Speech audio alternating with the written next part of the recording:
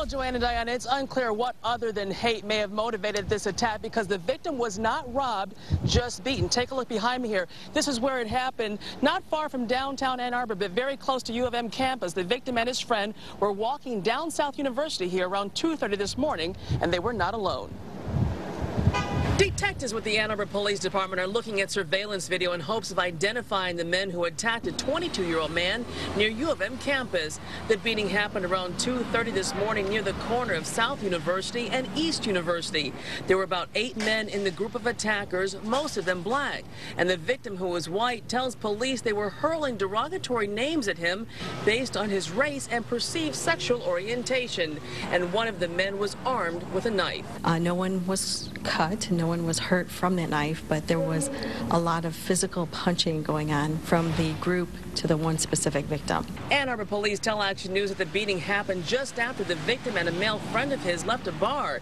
They stopped at Backroom Pizza on Church Street to pick up some food, and it's believed that's where the group of men began following them, hurling insults as they walked behind them down South University.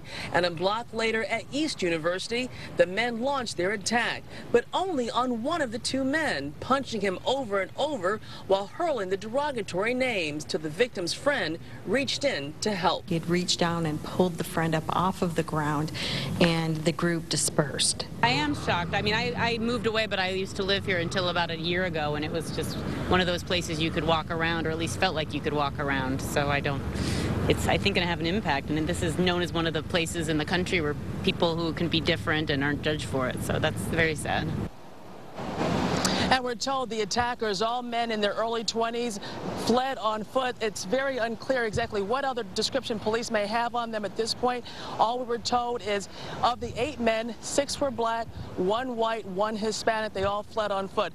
Thankfully, the victim in this case is said to be doing okay. But if you have any information on this attack, please call Ann Arbor Police immediately.